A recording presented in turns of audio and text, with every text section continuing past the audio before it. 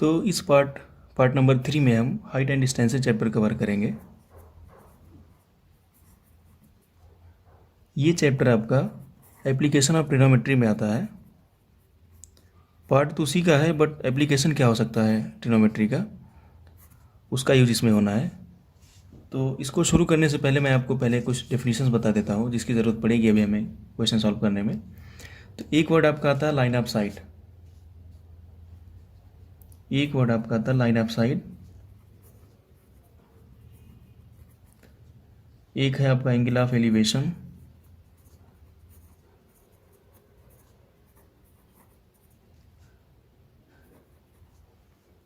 और एक चीज़ आपका आता है angle of depression.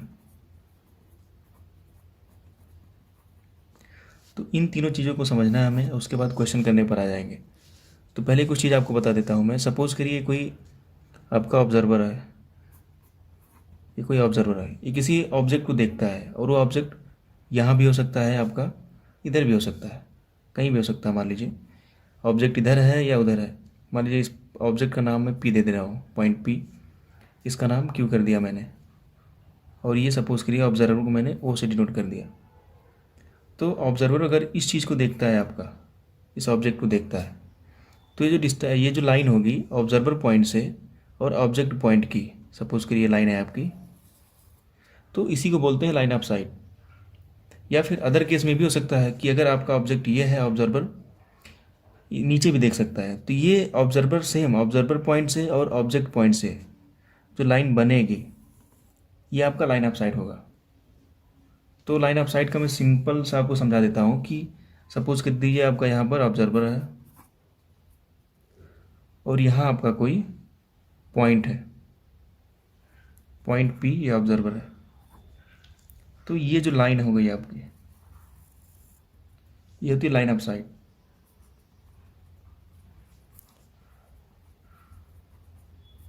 Line of site.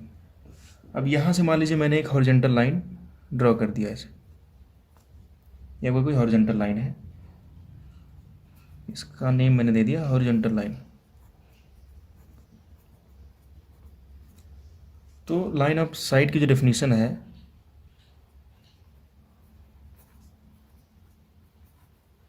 वो क्या हो जाएगी, ये हो जाएगी line from observer point two the object point.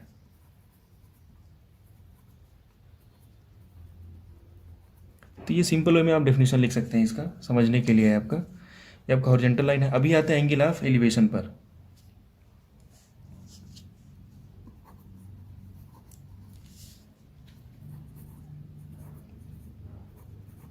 तो एंगल ऑफ एलिवेशन की बात तब करते हैं जब ऑब्जर्वर जो है हमारा वो हॉरिजॉन्टल लाइन के एबव अगर कोई ऑब्जेक्ट प्लेस कर रखा है तो उसको देखता है।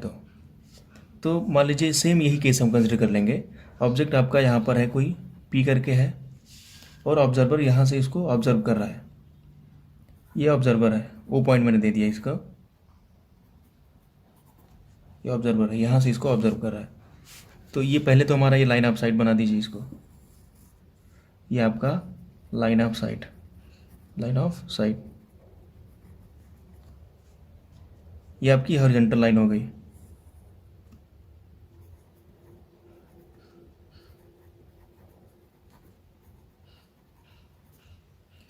तो जो एंगल आपका लाइन ऑफ साइट और हॉरिजॉन्टल लाइन के बीच बनेगी उसी को हम एंगल ऑफ एलिवेशन बोलते हैं। लेकिन इसका केस तब है जब ऑब्जर्वर जो है ऑब्जेक्ट अगर एबव रखा है, हॉरिजॉन्टल लाइन के ऊपर रखा है, तो उस केस में आपका एंगल ऑफ एलिवेशन बनता है।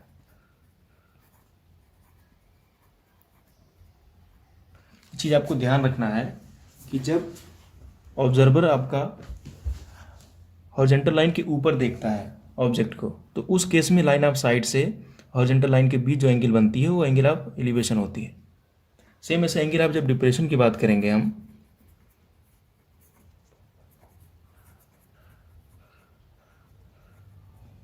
तो इस केस में अगर आपका मान लीजिए ऑब्जर्वर है, ये मान लीजिए यहाँ पर मैंने ऑब्जर्वर है और यहाँ पर आपका वो पॉइंट रखा हुआ है पी, ये आपका ऑब्जर्वर है, वो नाम दे दिया मैंने इसका।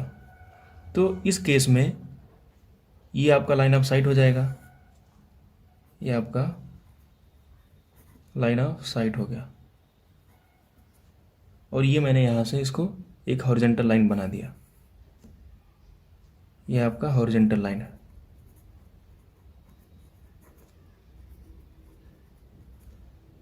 तो जो एंगल आपका लाइन ऑफ साइट और हॉरिजेंटल लाइन के बीच बनेगी, यही आपका एंगल ऑफ डिप्रेशन होता है।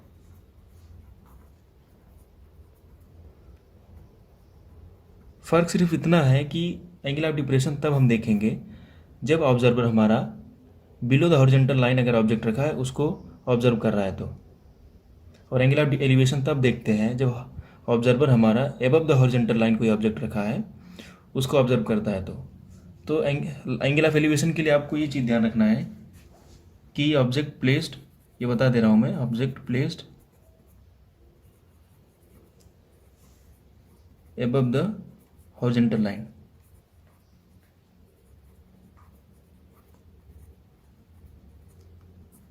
और इस केस में क्या होता है, एंगल ऑफ डिप्रेशन की बात तब करते हैं जब ये आपका ऑब्जेक्ट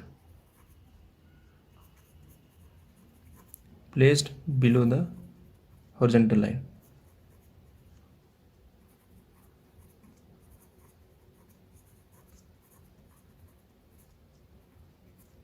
ये चीज़ आपको ध्यान रखना है। अब इस पर बेस्ड एक दो क्वेश्चंस कर लेते हैं। एक क्वेश्चन है आपका, और क्वेश्चन ये है कि a tower stands vertically on the ground from a point on the ground which is 25 metre away from the foot of the tower. The angle of elevation of the top of the tower is found to be 60 degree. Find the height of the tower. तो question आपका कह रहा है कोई tower है, और ये tower जो है आपका ये वर्टिकली स्टैंड है। सपोज करिए टावर है आपका, टावर है आपका, और ये वर्टिकली मैंने इसको स्टैंड करा दिया, ये टावर मैंने नाम दे दिया आपको। और टावर का ये फुट पॉइंट है, ये फुट है आपका, और ये टावर का टॉप पॉइंट है, ये मान लीजिए टॉप पॉइंट है। तो आगे क्या कह रहा है, from a point on the ground which is 25 metre away from the foot of the tower. तो कोई पॉइंट है ग्राउंड पर, सपोज करिए ये है, और ये कह रहा है 25 मीटर अवे है, कहाँ से, फुट ऑफ द टावर से, which is away 25 metre away from the foot of the tower.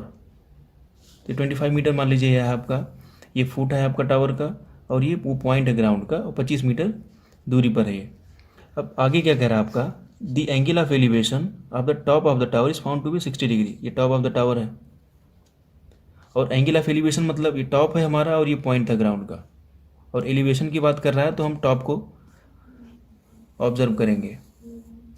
और कितना डिग्री बोल रहा है, क्लियरली लिखा है, आप देखिए, that angle of the elevation of the top of the tower is found to be 60 degree. Top of the tower ये है, 60 डिग्री हमारा ये एंगल है। अब हमें फाइंड क्या करना है, फाइंड ये करना, find the height of the tower. तो टावर हमारा ये है, सपोज कर दिए टावर की हाइट क्या है, h है मान लीजिए, और यही h हमें निकालना है। हमें क्या पता है, एक तो ये डिस्टेंस पता है 25 मीटर है, और एक एंगल पता है 60 डिग्री। तो आप एक चीज़ आपको यहाँ नोटिस करना पड़ेगा कि आप वो कौन सा टी रेशियो लगा सकते हैं जहाँ से आपका ये वैल्यू निकल आए। तो एंगल हमारा ये है, हमें पहले देख लें क्या क्या, ये हमारा बेस का काम करेगा, ये हमारा बेस हो जाएगा, ये हमारा हाइपोटेन्यूज का काम करेगा, और ये हमारा परपेंडिकुलर काम करेगा। तो हमें चाहिए क्या, ये परपेंडिकुलर पार्ट चाहिए, और बेस हमारा गिवन है, एंगल गिवन है। तो मैं आपको सिंपल सा ऐसे बता दे रहा हूँ, आपको परपेंडिकुलर चाहिए, बेस आपका गिवन है, और एक एंगल भी गिवन है। तो क्या लगा सकता हूँ मैं, पी और बी कब आता है, किस केस में, टेन के केस में आता है। थोड़ा सा नोटिस करिए, तो टेन मान लीजिए इसका नाम मैंने थीटा दे दिया। टेन थीटा की वैल्यू क्या होती थी, परपेंडिकुलर अपॉन बेस। तो यहाँ पर हमें बेस गिवन है और थीटा गिवन है, तो परपेंडिकुलर इजीली हम निकाल सकते हैं इसका यूज़ करके। अगर हम साइन यूज़ करेंगे तो साइन में पी अपॉन एच आता है, तो पी भी हमारे पास नहीं है, एच भी नहीं है। कॉस में सेम बी अपॉन एच होता है, तो हमें एच चाहिए नहीं, हमें चाहिए पी, तो इसलिए हम टेन थीटा यूज़ करेंगे। तो वैल्यू सबकी पुट करते हैं, थीटा हमारा क्या है, 60 डिग्री है, तो टेन 60 डिग्री। पी हमें निकालना, और पी हमारा क्या है, यही एच है, हाइट ऑफ द टावर। तो एच पुट कर देंगे, बेस हमारा कितना है 25 मीटर, फाइनली इसको ट्रांसपोज करने पर क्या आएगा, 25 इंटू टेन 60 डिग्री। अच्छा, 1060 डिग्री आप टेबल से देख सकते हैं या आपको लर्न होना चाहिए। 1060 डिग्री मैं बता दूंगा आपको, ये होता है √3, ये √3 होता है। तो फाइनल इसका आंसर क्या आ जाएगा, 25 √3। तो ये है हाइट ऑफ द टावर, ये आपका आंसर। तो जिस यूनिट में दिया है उस यूनिट में आप लिख सकते हैं, मीटर में है तो मीटर में कर दीजिए। एग्जाम में कभी कभी क्या होता है, √3 की वैल्यू भी आपकी गिवन होती है, तो √3 की वैसे वैल्यू होती है 1.732, ये गिवन भी कर सकता है, तो आप यहाँ पुट कर सकते हैं। हालांकि आपका आंसर ये हो चुका है 25 इंटू 1.732। तो इसका फाइनल आंसर क्या आ जाएगा, इसको मल्टीप्लाई करेंगे, मैं इसको लिख दे रहा हूँ, तो ये आपका आ जाएगा 43.3 मीटर। तो ये है एप्लीकेशन ऑफ ट्रिग्नोमेट्री कि कैसे इजीली हमें टी रेशियो का यूज़ करके कोई पर्टिकुलर हाइट कैसे निकाल सकते हैं। तो फाइनली हमारा हाइट ऑफ टावर जो निकला, क्या निकला, 43.3 मीटर। तो हाइट जो है टावर की ये 43.3 मीटर है। ये हमारे पास गिवन डाटा है। एक क्वेश्चन ये है आपका, a kite is flying at a height of 60 metre above the ground and the string attached to the kite is temporarily tied to a point on the ground. The inclination of the string with the ground is 60 degree. Find the length of the string assuming that there is no slack in the string. तो question में ये है, कोई kite है, कोई पतंग है आपका, वो ग्राउंड से 60 मीटर ऊपर हाइट में उड़ रहा है। सपोज कर दीजिए ये 60 मीटर आपका ये हाइट हो गया, ये 60 मीटर हाइट पर ये काइट कोई उड़ रहा है। अब कह रहा है जो स्ट्रिंग है attach to the kite is temporarily tied to a point on the ground. अब सपोज करिए आपका ये कोई पॉइंट है ग्राउंड पर, और उस पॉइंट से जो काइट की स्ट्रिंग है वो अटैच्ड है। मान लीजिए अटैच कर दिया हमने ऐसा कुछ, तो सिंपल सा लैंग्वेज है, बोल रहा है the string attach to the kite is temporarily tied to a point on the ground. और उसमें बता रहा है कि the inclination of the string with the ground is 60 degree, और जो इंक्लिनेशन है उसका ग्राउंड से वो कितना है, 60 डिग्री है। मतलब ये जो आपका एंगल बनेगा, अगर मैं इसको हॉरिजॉन्टल लाइन कंप्लीट कर देता हूँ तो ये जो आपका एंगल बनेगा इंक्लिनेशन, ये 60 डिग्री है आपका। इसमें डायरेक्ट लैंग्वेज में लिखना है, आपको बहुत कंफ्यूज नहीं होना है। बोला है kite is flying at height of 60 metre above the ground, ये मैंने 60 डिग्री का हाइट बना दिया जिस पर उड़ रहा है। And the string attach to the kite is temporarily tied to a point on the ground, ये है आपका, ये पॉइंट है कोई ग्राउंड पर और इसी से अटैच्ड है ये। And the inclination of the string with the ground is 60 degree. Find the length of the string. तो यही स्ट्रिंग है हमारा, ये स्ट्रिंग है, ये हमारा स्ट्रिंग है। अच्छा, एक कंडीशन दे रखा है, assuming that there is no slack in the string. Slack ना होना मतलब ये लूज नहीं है, ये टाइटली हेल्ड किया गया है। तो स्लैक मतलब होता है नो लूज, स्लैक ना होना मतलब लूज नहीं होना।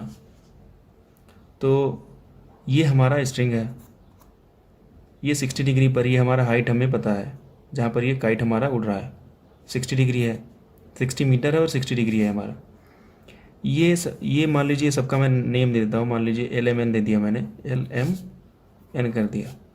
तो हमें निकालना क्या है, find the length of the string, ये वाली लेंथ हमें निकालनी है। तो ये वैसे अगर हम ट्रायंगल में देखें तो ये हमारा हाइपोटेन्यूज का काम करेगा।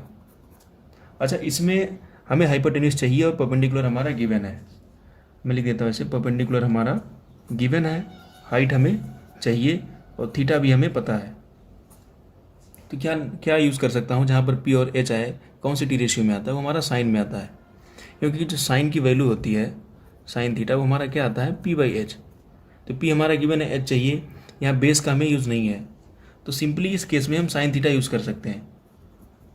तो साइन थीटा हमारा क्या होता है, P/H। और परपेंडिकुलर हमारा 60 मीटर गिवन है, ये हमारा परपेंडिकुलर का काम करेगा, ये जो हाइट है हमारी। तो परपेंडिकुलर हमारा कितना है, 60 है। H हमें निकालना हाइपोटेन्यूज, हाइपोटेन्यूज हमारा क्या है, NL है हमारा, ये हमें निकालना है। और साइन 60 डिग्री, साइन 60 डिग्री, अब इसको सॉल्व कर लेंगे हम। तो साइन 60 डिग्री की वैल्यू क्या होती है, ये होती है √3/2, √3/2 इज इक्वल टू 60/NL। तो ट्रांसपोज करिए इसको, एन एल हमें चाहिए तो ट्रांसपोज कर दूंगा मैं, तो n l is equal to क्या हो जाएगा 60 इंटू 2 बाई में √3। तो फाइनल आंसर आपका ये क्या आएगा 120 बाई √3। ये आपका आंसर हो जाएगा। इसको आप और सॉल्व करेंगे तो आपका आंसर आएगा 40√3। कैसे करना, आप इसमें मल्टीप्लाई कर दीजिएगा न्यूमरेटर डिनोमिनेटर में √3 से। √3 है आपका, √3 से आप मल्टीप्लाई कर दीजिए, आपका ऊपर हो जाएगा 120√3, ये हो जाएगा 3। तो 3 से आप जब कैंसिल कर देंगे तो ये हो जाएगा आपका 40। तो ये आपका लेंथ है, इतने मीटर में आया। तो आपका जो स्ट्रिंग का लेंथ है वो कितना हुआ 40√3, और यही आपका फाइनल आंसर है। तो काइट का जो स्ट्रिंग है वो इतना है। एक क्वेश्चन ये है आपका, ये क्वेश्चन है आपका एक्सरसाइज 9.1 का एनसीईआरटी बुक का क्वेश्चन नंबर 10। क्वेश्चन ये है कि 2 poles of equal heights are standing opposite to each other on either side of the road which is 80 metre wide. From a point between them on the road the angles of elevation of the top of the poles are 60 degree and 30 degree respectively. Find the height of the poles and the distance of the point from the poles. तो question ये कह रहा है आपका कि कोई 2 poles हैं, equal Heights हैं दोनों के, और वो कोई रोड है। पहले सपोज करिए आपका ये कोई रोड है। मैं क्वेश्चन आपको बता दे रहा हूँ। सपोज करिए आपका ये कोई रोड है और ये रोड आपका 80 मीटर वाइड है। मान लीजिए आपका कोई रोड है 80 मीटर वाइड है। अब कह रहा है इस रोड के दोनों साइड में कोई 2 पोल्स हैं और दोनों पोल्स की जो हाइट है वो इक्वल है।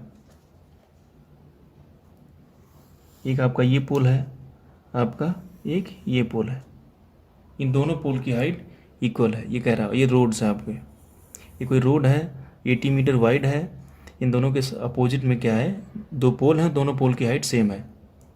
अब ये कह रहा है कि from a point between them, मान लीजिए कोई पॉइंट है इसके बीच में, कोई पॉइंट है इसके बीच में, और वो क्या कह रहा है वहाँ से जो एंगल ऑफ एलिवेशन बन रहा है दोनों का, एक टॉप ये है आपका एक पोल का और दूसरे पोल का टॉप ये है। मान लीजिए पोल का नाम दे देता हूँ मैं, इस पोल का नाम मैंने P1 दे दिया और इस पोल का नाम मैंने P2 कर दिया। ये दोनों पोल्स हैं आपके और ये पोल्स के दोनों टॉप पॉइंट हैं ये, और दोनों की एलिवेशन एंगल दे रखी है। पहले पोल की दे रखी है 60 डिग्री एंड दूसरे की दे रखी है 30 डिग्री रिस्पेक्टिवली कर रखा है। तो पोल 1 से जो एलिवेशन बनेगा 60 डिग्री का बनेगा और जो सेकंड वाले पोल से बनेगा वो 30 डिग्री का बनेगा। तो एलिवेशन बना देता हूँ मैं आपका, एक ये बनेगा आपका और दूसरा आपका ये बनेगा। तो ये 30 डिग्री आपका है और ये 60 डिग्री है आपका।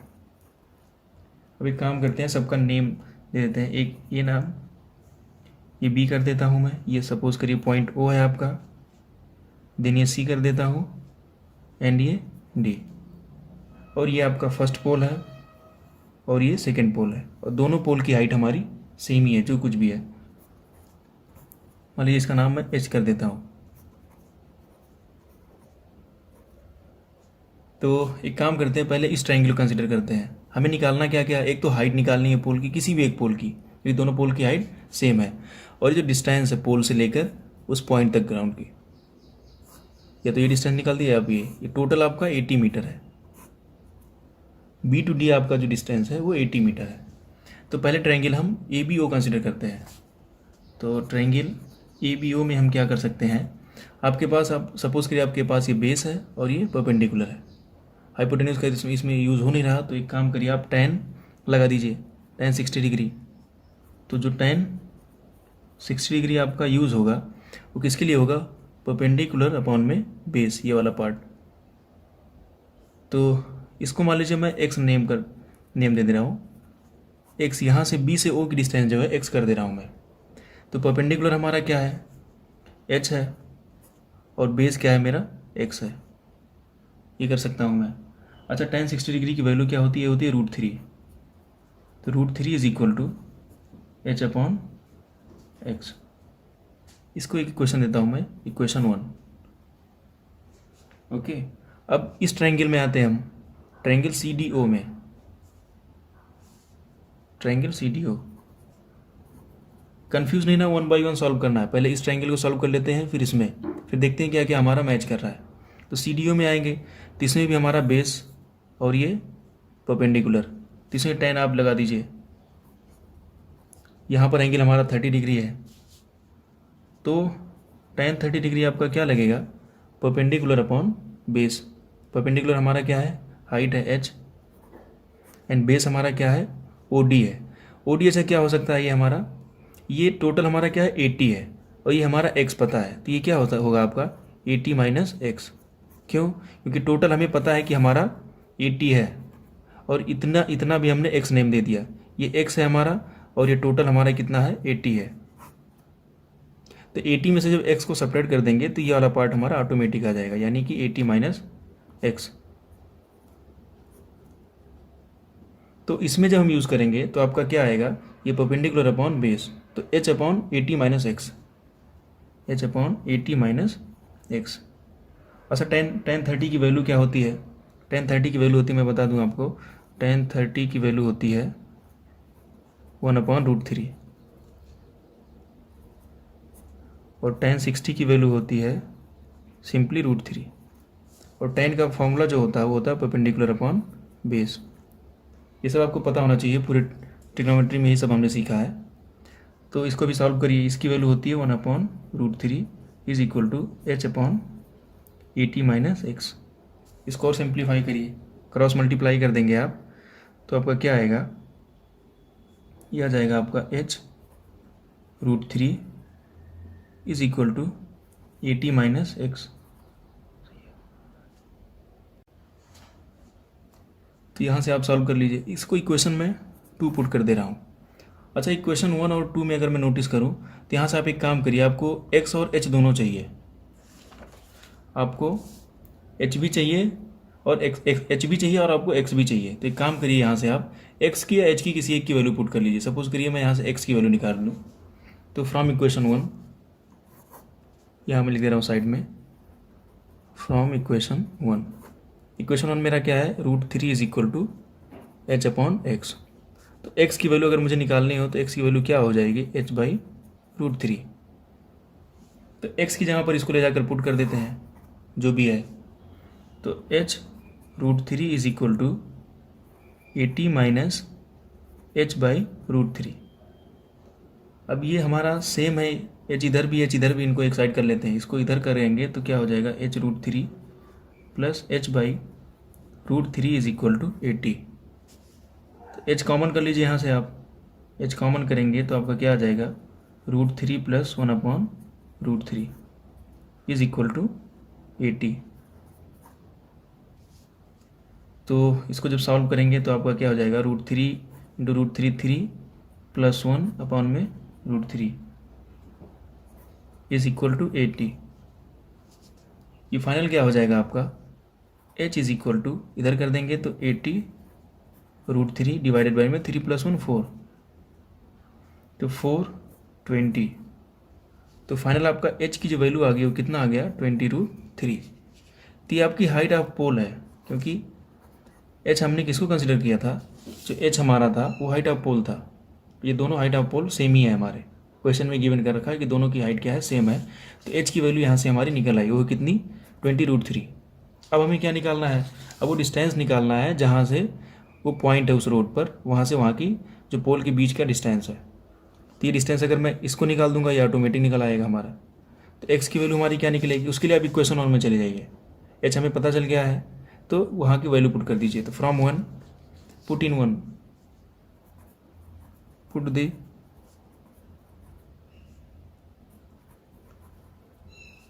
वैल्यू ऑफ h इन 1। तो x की वैल्यू हमारी क्या है, x is equal to h/√3, और h हमारा क्या निकला, 20√3, 20√3 अपॉन में √3, ये कैंसिल हो गया आपका। तो x फाइनल क्या निकला, 20 metre. That means point O से जो फर्स्ट पोल की डिस्टेंस वो कितनी है, 20 मीटर है, और पॉइंट O से सेकेंड पोल की डिस्टेंस क्या है, यानी कि OD ये हमारा क्या है, ये OB है हमारा, ये OB है। दैट मीन्स ओ पॉइंट से जो बी नंबर पर पोल है, फर्स्ट पोल है, उसकी डिस्टेंस कितनी है? 20 मीटर। अच्छा, ओ डी डिस्टेंस क्या हो जाएगी? ओ डी डिस्टेंस हमारी क्या है? 80 minus x. 80 as it is रहने दीजिए, एक्स की वैल्यू हमें पता है 20। ये फाइनल हमारा क्या आ गया? 60 मीटर। तो ये हमारा पॉइंट ओ से जो सेकेंड पोल था वहाँ तक की डिस्टेंस है। ये हमारा वो रोड था 80 मीटर। इसमें बिल्कुल कंफ्यूज नहीं होना। क्वेश्चन आपका क्या था? कोई रोड है, उसके दोनों साइड पोल लगे हुए हैं और दोनों पोल की हाइट सेम है। तो बस क्या करना था, उस रोड पर एक कोई पॉइंट है ओ, वहाँ से एक पोल P1 है, दूसरा पोल P2 है।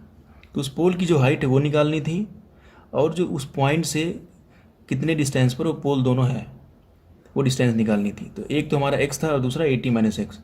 यहाँ से हमारा निकला 20 मीटर, यहाँ से यहाँ निकला 60 मीटर। तो यही चीज़ हमें फाइनल निकालना। तो कुछ भी नहीं करना है, दोनों ट्रायंगल को आप लीजिए, एप्लीकेशन यूज़ करिए। आप देखिए यहाँ पर कौन सा आप टी रेशियो लगा सकते हैं। तो tan थीटा हमारा लगा है, तो उसको हमने सॉल्व किया। दो इक्वेशन हमें मिले, पहली ट्रायंगल से ये मिला एंड दूसरी ट्रायंगल से हमें ये वाला मिला। यहाँ जब मिला हमें तो इसको हमने सॉल्व किया वैल्यू पुटिंग करके, तो ये हमारा हाइट निकल आया, हाइट ऑफ पोल। जब पोल की हाइट निकल आई उसके बाद हमने वहाँ से डिस्टेंस भी निकाल दिया। तो ये आपका आंसर है।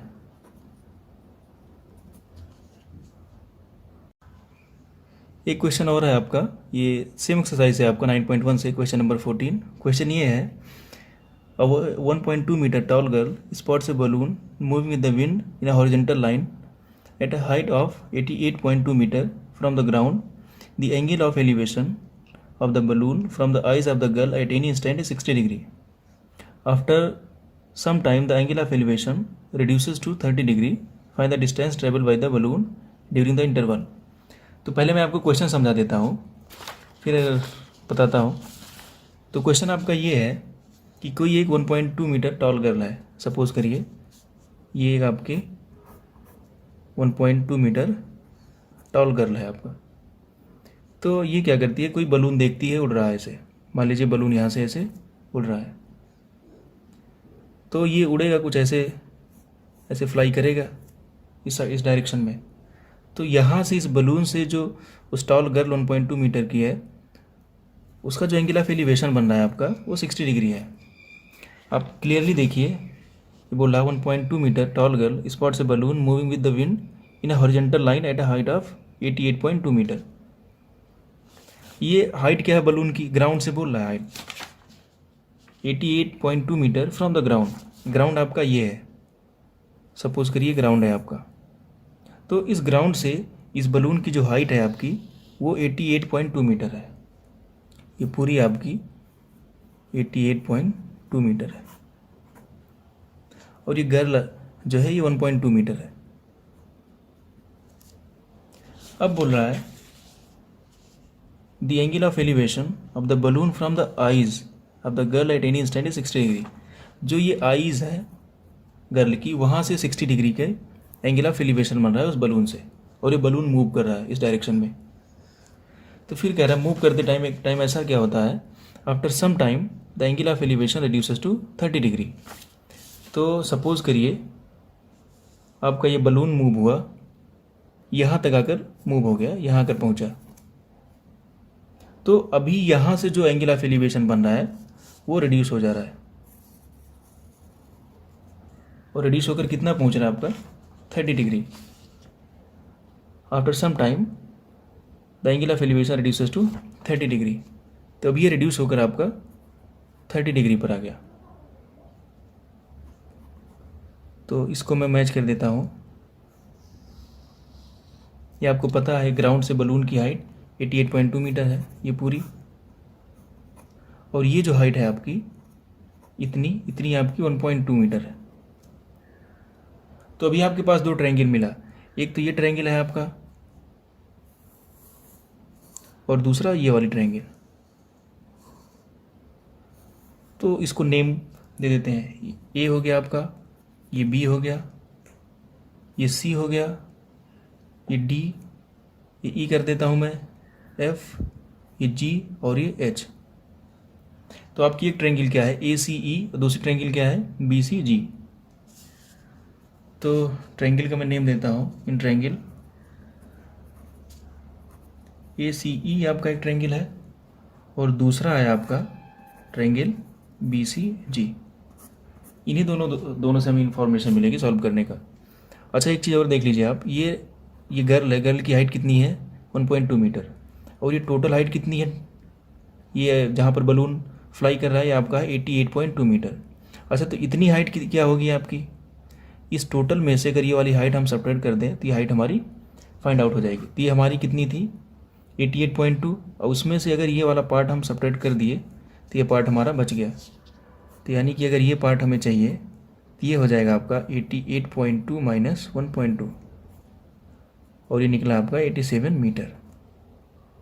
दैट मीन्स ये जो हाइट होगी हमारी ये 87 मीटर होगी यहाँ तक की। तो उसको मैं लिख दे रहा हूँ यहाँ पर। तो AE की हाइट क्या निकली हमारी 87 मीटर, और यही आपका BG के इक्वल है। आपको निकालना क्या है कि बलून कितना डिस्टेंस ट्रेवल किया। क्वेश्चन आपका क्या था कि find the distance travel by the balloon during the interval. तो ये है आपका वो डिस्टेंस जितना बलून ने ट्रेवल किया यहाँ से यहाँ तक। मान लीजिए इसका नाम मैंने x कर दिया, और यही हमें फाइंड आउट करना है। अच्छा इसका नाम चलिए मैं y कर देता हूँ CE का। तो यहाँ मैं वो सेंटेंस लिख दे रहा हूँ कि let balloon travel x distance. Unit आपकी मीटर में है, एक्चुअली मीटर में गिवन है तो मीटर में कंसिडर करेंगे। And let C is equal to y। तो पहला ट्रायंगल ये कंसिडर कर लेते हैं हम, ट्रायंगल ACE। तो इन ट्रायंगल ACE हमारे पास एंगल हमें ये पता है, हमें ये हाइट पता है, तो हम आराम से हमारा बेस काम करेगा ये परपेंडिकुलर का, तो tan थीटा लगा सकते हैं हम। थीटा हमारा कितना है इस ट्रायंगल के लिए हम नोटिस करेंगे, इसके लिए ACE के लिए तो एंगल हमारा 60 डिग्री है। ये 30 डिग्री हमारा इस ट्रायंगल के लिए बाद में जो रिड्यूस हुआ था। तो एंगल हमारा क्या इसके लिए निकलेगा tan 60 degree is equal to perpendicular upon base होता है। तो परपेंडिकुलर हमारा क्या है AE है, AE अपॉन में CE। अच्छा AE हमारा क्या है 87 मीटर, सेम BG है हमारा। तो 87 मीटर, C का हमने एक नेम दिया हुआ है y, और tan 60 डिग्री हमारा क्या होता है, ये होता है आपका √3। तो यहाँ से आप एक काम करिए y की वैल्यू निकाल लीजिए। तो y हमारा क्या निकलेगा 87 अपॉन √3। इसको आप इक्वेशन 1 पुट कर दीजिए। अभी आप दूसरे ट्रायंगल में आइए, ट्रायंगल BCG में। इन ट्रायंगल BCG तो सेम आपको परपेंडिकुलर पता है, बेस का हमें काम है, तो हम tan थीटा लगा देंगे। तो इस केस में एंगल हमारा कितना होगा 30 डिग्री होगा। ये ट्रायंगल है हमारा, तो tan 30 degree is equal to perpendicular हमारा BG, ये BG वाला पार्ट है, और बेस हमारा क्या है y प्लस x है। ये हमारा टोटल डिस्टेंस हो जाएगा, ये CG में कर दे रहा हूँ उसको, C to G। ये हमारा C है और ये G है, तो ये हमारा हो जाएगा CG। अच्छा tan 30 की वैल्यू क्या होती है 1/√3, 1/√3। और BG हमें हमारा गिवन है, BG हमने यहाँ निकाला था 88.2 में से, ये टोटल हाइट थी 1.2, हमने जब सब्ट्रैक्ट किया था तो हमारा 87 आया था। तो 87 अपॉन CG, और यहाँ से आप क्या करिए CG की वैल्यू निकाल लीजिए। CG इज इक्वल टू क्या हो जाएगा आपका 87√3। ये आप इक्वेशन 2 पुट कर दीजिए। अच्छा आपको निकालना क्या है, आपको निकालना है ये वाली डिस्टेंस EG निकालना है। तो EG हमारा कैसे निकल सकता है, ये टोटल में से अगर हम ये वाला पार्ट सेपरेट कर दें तो हमारा ये पार्ट आ जाएगा। अच्छा ये पार्ट हमने इस ट्रायंगल से निकाला था y करके, और ये टोटल पार्ट अभी जस्ट हमने निकाला CG करके। CG की डिस्टेंस आपकी क्या है, ये है y plus x is equal to 87√3, और y देखिए y हमने यहाँ निकाला था, तो y की वैल्यू यहाँ पुट कर दीजिए 87/√3। तो 87 अपॉन में √3 plus x is equal to 87√3।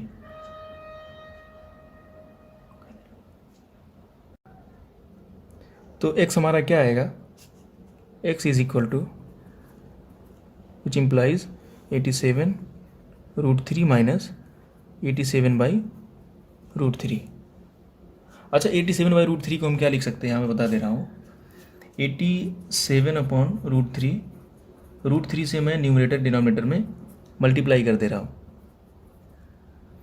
तो ऊपर हो जाएगा आपका 87√3, ये न्यूमरेटर में आएगा और डिनोमिनेटर में क्या आएगा, सिंपली 3। इसको कैंसिल कर सकता हूँ 3, अगर मैं 29 से करूँ तो ये क्या हो जाएगा आपका 29√3, यही आपका y है। यानी कि 87/√3 को क्या लिख सकता हूँ मैं, 29 × √3। तो फाइनली आपका x की वैल्यू क्या आ जाएगी, 87√3 माइनस 29√3। ये दोनों सेम है तो सेपरेट कर जब करेंगे तो इसकी वैल्यू क्या आ जाएगी, 87 माइनस 29, ये आपका आ जाएगा 58√3। ये आपका x की वैल्यू निकली और यही आपका आंसर है। क्यों, क्योंकि जो डिस्टेंस हमें निकालना था, जो बलून ने ट्रेवल किया था, तो ट्रेवल कहाँ से क्या किया, A to B या E to G एक ही चीज़ है।